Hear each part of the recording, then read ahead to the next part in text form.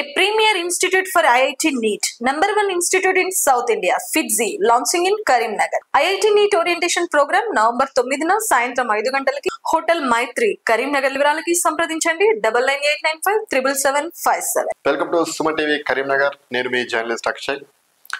Karimnagar urban bank ఎన్నికల్లో ఘన విజయం సాధించినటువంటి కర్ర రాజశేఖర్ శుక్రవారం నాడు ముఖ్యమంత్రి రేవంత్ రెడ్డిని కలిశారు. పక్కన మంత్రి పొన్నం ప్రభాకర్ గారు ఉన్నారు. కాంగ్రెస్ తోనే కర్ర రాజశేఖర్ ఆశీస్సులు అందించిన సీఎం రేవంత్ రెడ్డి బీజేపీకి నిరాశ, పనిచేయని వెలిశాల హెచ్చరికలు.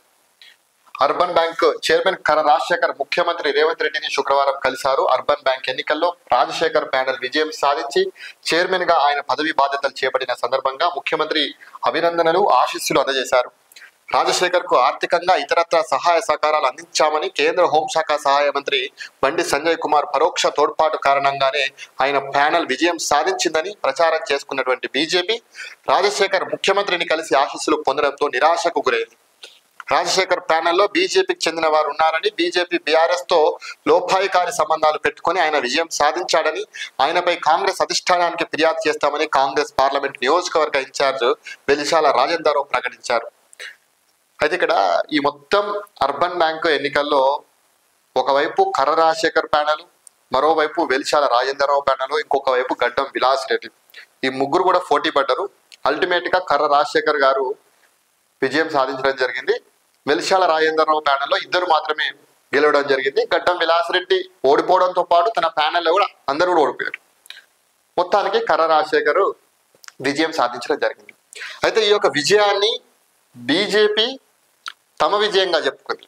కేంద్ర హోంశాఖ సహాయ మంత్రి బండి సంజయ్ గారి యొక్క మద్దతుతోటే, సపోర్ట్ తోటే రాజశేఖర్ విజయం సాధించాడు అని చెప్పేసి బీజేపీ ప్రచారం చేసుకుంది. మరోవైపు బీజేపీ ప్రచారం చేసుకున్నట్టుగానే కాంగ్రెస్ పార్టీ పార్లమెంట్ ఇన్ఛార్జ్ అయినటువంటి వెలిశాల రాజేందర్రావు గారు బీఆర్ఎస్ పార్టీ తోటి, బీజేపీ పార్టీ తోటి రాజశేఖర్ కుమ్మక్కై కాంగ్రెస్ పార్టీలో ఉండి కుమ్మక్కై రాజకీయాలు చేశాడని చెప్పేసి ఆగ్రహం వ్యక్తం చేస్తూ అధిష్టానానికి ఫిర్యాదు చేస్తామని చెప్పేసి కూడా హెచ్చరికలు జారీ చేశాడు వెలిశాల రాజేందర్రావు గారు. సో ఈ రెండు పరిణామాల దృష్ట్యా కర్ర రాజశేఖర్ గారు ముఖ్యమంత్రిని కలవడం అనేది ఇప్పుడు ఇటు బీజేపీకి, ఇటు వెలిశాల రాజేందర్రావుకి ఇద్దరికి కూడా అసలు ఏం చేయాలో అర్థమైతలేదు.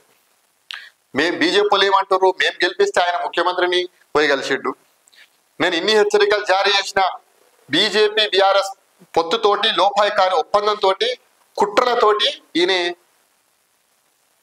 గెలిచిందని చెప్పేసి, కాంగ్రెస్ పార్టీలో ఉండి ఇట్లాంటి కుట్రలు చేసిందని చెప్పేసి, బీజేపీ బీఆర్ఎస్ తో కలిసిందని చెప్పేసి ఈయన హెచ్చరికలు జారీ చేసిన అవన్నీ పట్టించుకోకుండా పొన్నం ప్రభాకర్ గారు పోయి ఈయనను ముఖ్యమంత్రిగా కల్పించారు. సో వీళ్ళిద్దరికి కూడా ఇప్పుడు మింగుడు పడడం లేదు, ఇటు బీజేపీకి, ఇటు వెలిశాల రాజేందర్కి. సో మొత్తంగా ఈ పరిణామాలు చూస్తే పలు కీలక పరిణామాలు. రాజశేఖర్ గతంలో 2 సార్లు అర్బన్ బ్యాంక్ చైర్మన్ గా పనిచేశారు. ఈ 2 సందర్భాల్లోనూ ఆయన కాంగ్రెస్ కు చెందినటువంటి వ్యక్తిగానే ప్రచారం చేసుకొని గెలుపొందారు. మంత్రి పొన్నం ప్రభాకర్ కు సన్నిహిత మిత్రుడైనటువంటి రాజశేఖర్ ఈసారి ఎన్నికలకు ముందు కూడా ఆయనను కలిసి తాను పోటీ చేయాలనుకున్నట్టు తెలిపారు.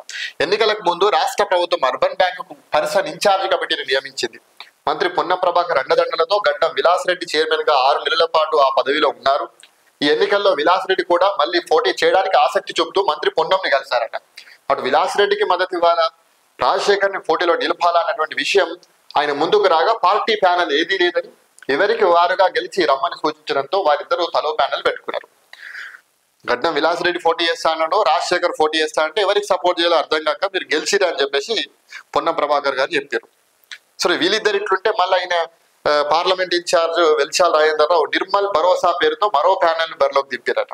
విలాస్ రెడ్డి ప్యానెల్లో ఎవరు విజయం సాధించలేదు. రాజేందర్రావు ప్యానెల్లో ఇద్దరు మాత్రమే గెలుపొందగా రాజశేఖర్ ప్యానెల్లో 9 మంది విజయం సాధించారు. రాజశేఖర్ ప్యానెల్లో బీజేపీకి చెందినటువంటి 3 మాజీ డైరెక్టర్లు పోటీ చేశారు. వీరిలో 2 గెలుపొందారు. ఇండిపెండెంట్ ప్యానెల్ గానే దీనిని వారు పేర్కొన్నప్పటికీ కూడా గెలిచిన తర్వాత బీజేపీ తమ ప్యానెల్ గా భావించి ప్రకటనలు చేసింది. నిజమే, చాలా సోషల్ మీడియాలో వైరల్ అయింది. బండి సంజయ్ మద్దతు తెలిపినటువంటి అర్బన్ బ్యాంకు ప్యానెల్ ఏదైతుందో ఆ ప్యానెల్ గెలిచింది అని చెప్పేసి పెద్ద ఎత్తున సోషల్ మీడియాలో కూడా ప్రచారం జరిగింది. కర్ర రాజశేఖర్ గారు కూడా మంత్రి పొన్నం ప్రభాకర్ మద్దతు ఉన్నది, బండి సంజయ్ గారి మద్దతు ఉన్నది, ఇటు గంగుల కమలాకర్ గారి మద్దతు ఉన్నది అని చెప్పేసి వారి ముగ్గురు కూడా ధన్యవాదాలు తెలిపారు. సో వీళ్ళు ఇక కాంగ్రెస్ ఇన్ఛార్జిగా ఉన్నటువంటి వెలిశాల రాజేంద్రరావు రాజశేఖర్పై ఫిర్యాదు చేస్తానని విలేకరుల సమావేశం ఏర్పాటు చేసి ప్రకటించారు. అటు మంత్రి పొన్నం ప్రభాకర్, మీనాక్షి నటరాజన్, ముఖ్యమంత్రి రేవంత్ రెడ్డి అభినందనలు ఆశీస్సులు అందడంతో రాజశేఖర్ కాంగ్రెస్ లోనే ఉన్నారని, అర్బన్ బ్యాంకు పీఠంపై కాంగ్రెస్ పార్టీ పాలకవర్గం ఏర్పడిందని ఆ పార్టీ వర్గాలు భావిస్తున్నాయి. అర్బన్ బ్యాంక్ ఎన్నికల్లో జరిగినటువంటి ఈ పరిణామం బీజేపీకి రాజేందర్ రావుకు షాక్ ఇచ్చినట్టు అయింది. నిజంగానే ఇది బీజేపీకి రాజేందర్ రావుకు షాక్ ఇచ్చినట్టు. ఈయన ఖచ్చితంగా కాంగ్రెస్ పార్టీలో ఉన్నాడు కదా, ఈయన కాంగ్రెస్ పార్టీకి రాజీనామా చేసే పోటీ చేయలేదు కదా. ఖచ్చితంగా అధికారంలో కాంగ్రెస్ పార్టీ ఉన్నది కాబట్టి గెలిస్తే ఖచ్చితంగా మళ్ళీ కాంగ్రెస్ పార్టీలో కొనసాగుతాడు, అందులో ఆశ్చర్యం ఏం లేదు. కాకపోతే ఇక్కడ వెలిశాల రాజేంద్రరావు గారు ఎంత మేరకు ఇన్ఫ్లుయెన్స్ చేయగలుగుతారు అనేది ఇక్కడ ఇంపార్టెంట్.